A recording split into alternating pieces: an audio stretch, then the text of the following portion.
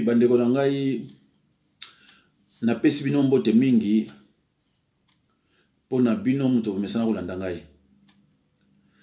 Soki lelo na leki lisupo na loba eza surtout pona koloba na bandeko na biso ya baluba. Tango mosusu baza na mwa ignorance yango na lina ramene bango lelo à la raison. Peut-être ba analyse nanga to raisonnement na ngai ekoko changer bango. C'est pour cela ndeko na kosenga na bino bolandanga vraiment na bokebi nyonso. Bandeko nanga baluba boza ba congolais. Bino nde boza vrai ba congolais. Donc mutaza na droit alo bake muluba azana frontière oyo, muluba azana frontière oyo, muluba za congolais te, mutu akolo beloko andemo na zate. Donc bino boza ba vrai congolais. Mais na moya lelo ba congolais nyonso o ba bengi congolais bazana esengo na bino te. Peut-être bozana ignorance to bozoye bate ou bien bozoye ba mebosa nanko boye ba très bien que ba congolais nyonso ndeko na ngai bazana na bolingo na bino te. Bandeko bomonaki na 2011 tozaki na besoin ya candidat commun. Et candidat commun wana biso ba congolais tobimisaka ndeko na biso Etienne Tshisekedi. Malgré ba bi o ya sala tamba ina Mobutu, mais totenai compte nango te. Tolobaki candidat commun na biso eza Etienne Tshisekedi. Tous les baluba bazalaki content, baluba nyonso bazalaki content. Ce qui fait que même na ba combat, même na ba combattant, ceux qui boyoko ba combattant ba kozana marche. Bokoya ko remarquer que ba combattant ba koya ebele baluba nyonso ba koya. Bangala, ba Congo, ba Bandundu, ba Ekolo nyonso ba koya. Et nous avons soutenu la candidature de notre frère, de notre papa Etienne Tshisekedi. Tolakisaki congolais que toza na tribalisme te, que toza ba tribaliste te, to poni oya biso parce que oyo mususu wana azalaki considéré comme vraiment un Rwandais. Donc bino baluba boye biango ke ba congolais balakisaka bino bandeko na biso bolingo conformément à 1 Corinthiens 13:13. Kune lobi eloko eleki bolingo ezate. Mais ce qui est surprenant est que ba congolais nyonso ba ponaka Etienne Tshisekedi. Mais ekomi na tangu ya Fayulu moninga congolais net muluba. Donc aza né à Kinshasa de père et de mère congolais. Tangu ekomi na tour ya Fayulu baluba balingite. Babosani ke biso na 2011 tozalaki biso nyonso na sima ya Etienne Tshisekedi. Même Fayulu a na sima ya ndeko Etienne Tshisekedi. Mais ekomi tour ya lelo bango bake na Genève dans l'assemblée baponi Fayulu. 24 heures après, Kamere a monaki ke Chilombo Maele koka penzate abendi ye pembeni alobi na ye kosila base makambo. Ndeko na ngai bolanda muke ba analyse na ngai. Na 2011 tozali na sima papa Tshisekedi. Et papa Tshisekedi a gagné. Mais balobi opposition divisée. Opposition divisée. Tant mondela lobi ndengwana déjà que opposition divisée. Alobi oazu boye. Sili. Alors tu as dit mayele tolobi cette fois-ci opposition et la divisé T. Bon moni ndenge serpent à 17 têtes caméré ayaki ko diviser opposition. Si ko sous caméré aye. Tant caméré a moni que Mafa Martin Fayulu aleki alors que bango si ko ba opposer sur ma candidature T. Lukola Kamere, c'est un agent politique. Yakabila, abisko match siko ko beta mandenge nini. Abendi Etienne, abendi Chilombo. Bande konanga baluba. Abengi Chilombo te po Chilombo azala président. Ayebi ke soki Chilombo aye, yepe azu pouvoir ya kozala en dehors ya makambo wana. Parce que ce qui Chilombo a été, bakoloba a Kamere a encore trahi, c'est un caméléon. Ndeko nangai. Soko yozo raisonner neti mutute eza mawa. Bazana besoin a été, bazana besoin ebimake l'opposition était divisée et loko bazana mo besoin wana.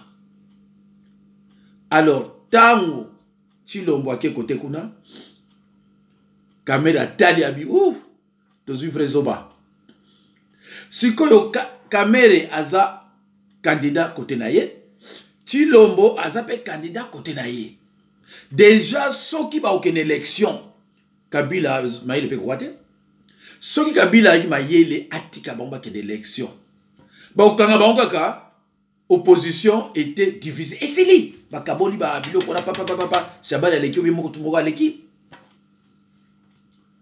Alors bino bande kona biso baluba olibo faire comprendre Chilombo que te je oyo eza je mabe zonga na ka oyo ya ba congolais ceux qui ont eu pouvoir soko lingi na yo sala vice-président problème eza na ngote mais zonga na ka wana bande konanga baluba bokozala dessus na ndenge moko ya kosakana te.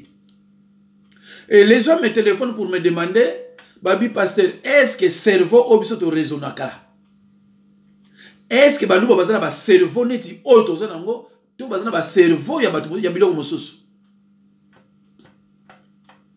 Ndeko na ngai même soko za tribaliste ya ndenge nini mais il faut tala kapai tozo kende lelo yo même mwana muke ayebi ke Chilombo a trahi même mwana muke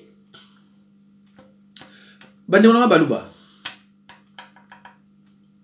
tant Mobutu azu pouvoir nazo muke sima mundele aloba muluba za traître tant Lumumba awuti epa ya Kwame Nkrumah na fin 59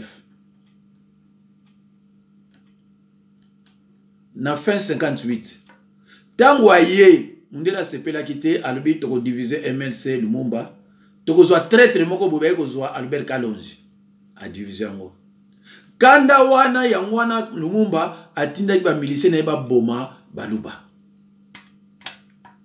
bande ko nga baluba bo raisonner botala pourquoi bakatange ba boma ka baluba soki otuni katange pardon katange koloba les baluba sont des traîtres soki botuni Lumumba azala en vie pourquoi otindaki ba milice ba boma baluba baluba ce sont des traîtres mais bande kunanga ezo continuer ti lelo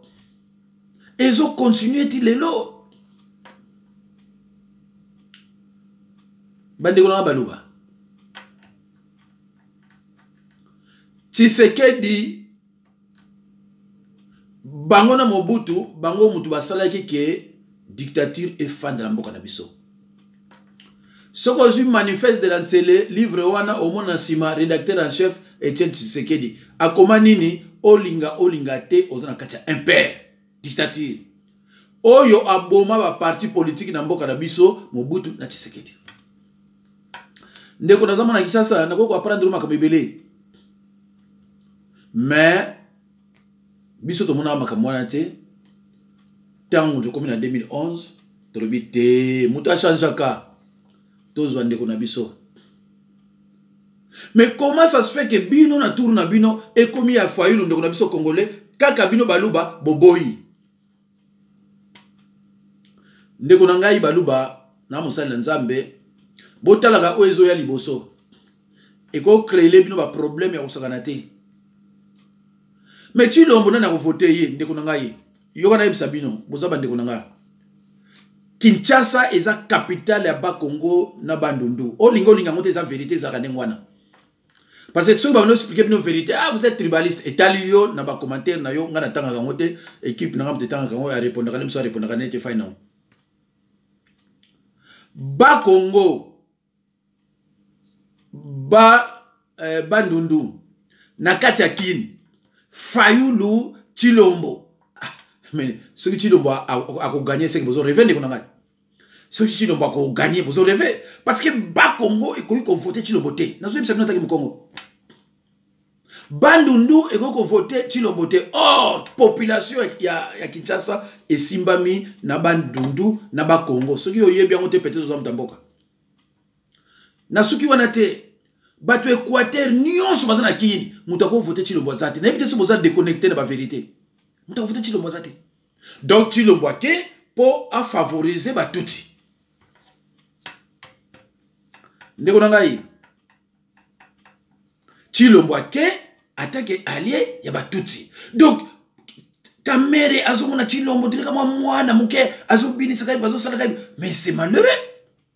Ndeko na ngai Chilombo azoba voix na mboka di Chilombo azoba voix. Na Bas-Congo azoba voix te. Tosolo bango la nyonso. Na Kinshasa azona rien azoshwe. Le bako za mtamboka oyebi na hotel. Pas Daniel Safo ali na Kinshasa Chilombo ko gagner. Na Bandundu akoshwe. Na Équateur Chilombo akoshwe. Na Maniema Chilombo akoshwe. Na moko nini baluba oyo ya Kananga. Et belé baza kuna baza pour Fayulu. Bon, si ko Chilombo akozwa ba voix akozula mutu ndenge nini. Vraiment ce qui bino baluba. Bozo yeba j'ai amoté en tout cas mawa bande ko ngai. To sambela élection pesa na ngote. Et comme na makamu susu. Mais bande ko ngai baluba. Elonyo bino bo lakisi na peuple congolais. Bolakisi pena peuple congolais bo confirmer yango que Mobutu banako le baza a raison que que Muluba na pouvoir ce n'est pas la peine. Donc bo confirmer aussi ko pe bo confirmer que bozo ba véritable tribaliste. Parce que biso tout ça ba tribaliste c'était parce que to ponaka Etienne Tshisekedi. Mais na tango na bino komi Fayulu mwana mboka bolingi yete. Ndeko boka nga bien. Baluba bosa l'effort bozo pouvoir na minduki. Or, na minduki boko zwangote parce que Muluba aza peuple moko péré alobaka lobaka. Mais so munduki beti ya baluba biso wakima. Tango ba kote bino na Kasai kuna. Bazo sala bino, bozo kima ka okima. Mais na Bas-Congo, tango ba kotaki. Bas-Congo pe abomi hein, Bas-Congo pe abomaki. Mais bino boko même ko bomate. Na loba bino ko msu ndeko ngai. Ko la kisa boza vraiment reconnaissante. Tango eko sala IDPS na nini ko traiter ba tourner dans le bamini ga ba miyibi na lobi na bino moko tango ba eko sala IDPS 97% ba cellule ya IDPS ezaki na ba lupango ba Congo bino mo ngazo le lupango ba Congo parce que za mboka ba Congo bo sala ni pour ba Congo boloba ngaza mona kisasa na binyonso bo sala ni pour ba Congo nazana vidéo mo na sala kala na lobaka Muluba akumisaka politicien mususu te. Vidéo eza kuna. Na kozoba référence en lisusu. Est-ce que na lobaki ya lukuta? Ngaza musala nzambe suna lobilika bobo contesta kamote. Na lobaki na bino Muluba andimaka mutu te. Nakosi. Moi j'ai hébergé de Baluba. Muluba mususu aza awa na France. Nakota encore mon été pas na bana balisi. Na tchena ndako nanga tango aye nelongia mawa. Azole lazana mutute. Akenda ata mbote ya pesa nga onte. Nazana Muluba muso akufaki na garder na ndako ngai. Jour azo bima na sombela kai couper moso to comme na pokwa to la muso ba couper. Jour azo bima zu couper na zo singa nga ati lo boki la na mutu ambeto. Muluba wana akufa. Et soki na pesi bino kombo na ye ozala congolais ya ndenge nini ozala muluba te kombo wana yeba mi mboka na biso mina boko loba yango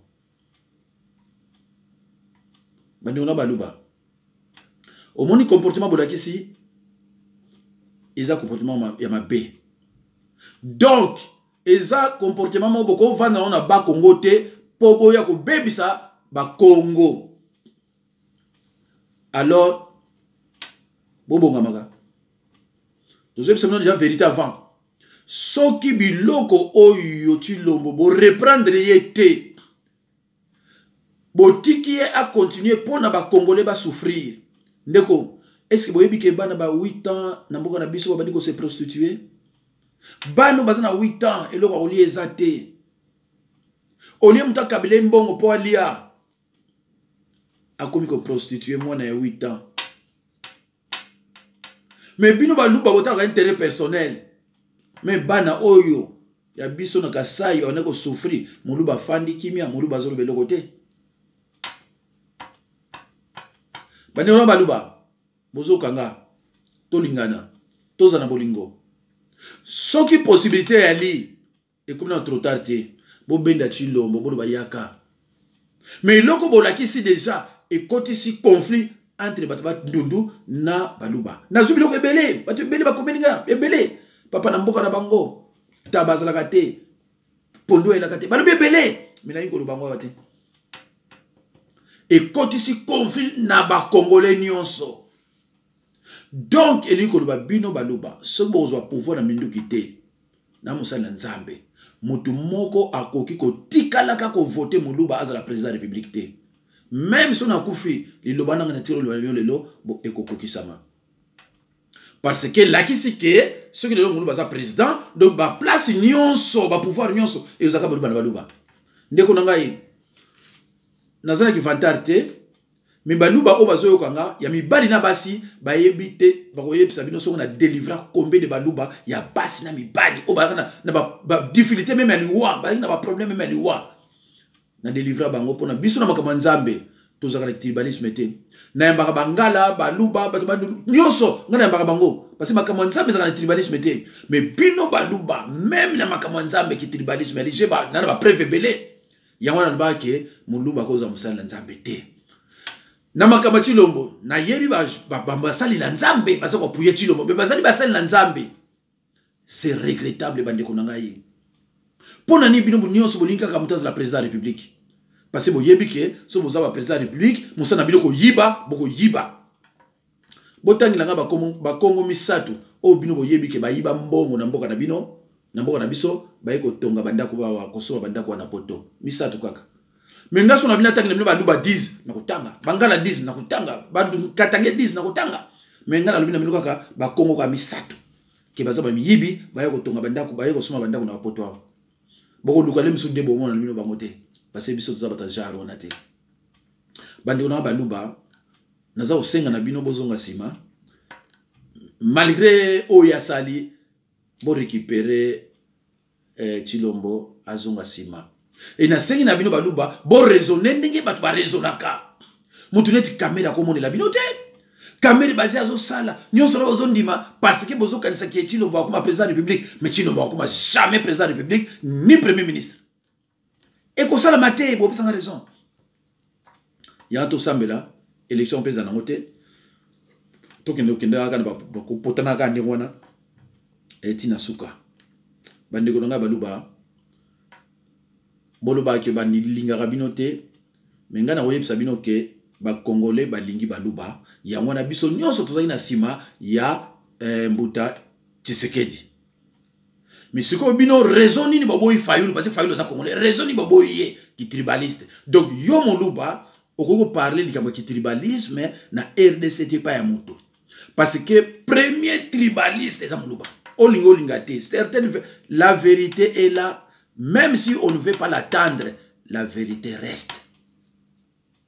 Olingo lingate eza vérité eza ndengona pe kotikala ndengona. Bandengona baluba en tout cas na lobi na bino eza parole moko parole d'amour eza parole moko mabete mais ce que oza vraiment luba o tanga oza na sagesse o fandi au mona ke on azul bazana raison comment biso to pona ki ya chichi batu nyonso ya Congo mais comme na tourna bino fayulu ba lo boboyi et ni ko le bani bino boza banani bino boza banani batu bazo bo mboka oya biso eza bino batu o bazo linga te tozala ini eza baluba bino zo ba division mboka so beba lelo c'est baluba eza clair et net boye bien. Alors jour to demander na bino to bité papa ndenge bino zo memela mboka bo kité ba Congo bo mona mabe ah bo mona mabe ceux qui n'ont pas professé nyonso lelo un jour ba benga na bino bo mona mabe mais tala obino bozo sala bo boso na yango ndeko baluba na yebisi bino eza esengote.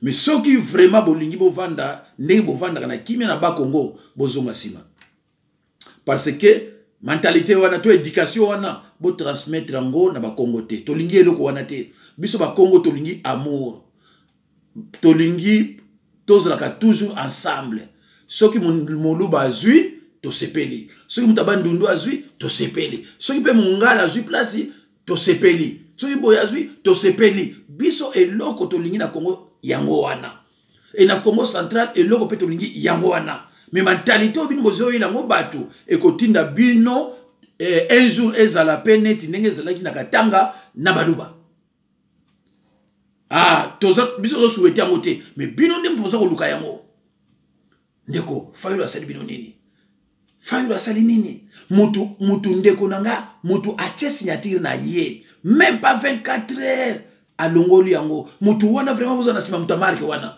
bozo mona tika zazoba bozo mona te vraiment que oyo président ya Côte d'Ivoire les accords de Marcoussi awa a signé akuma na mboka na ye awanga ni signature na mabendele balubi ozama elete tiba sa ni babengana ki parce que signature oza ko signer oyebi oza ko engager quoi et puis tango yozo signer contrainte ezate munduki batie yo wana munduki ezate o signer librement sans obstacle lobio base lobio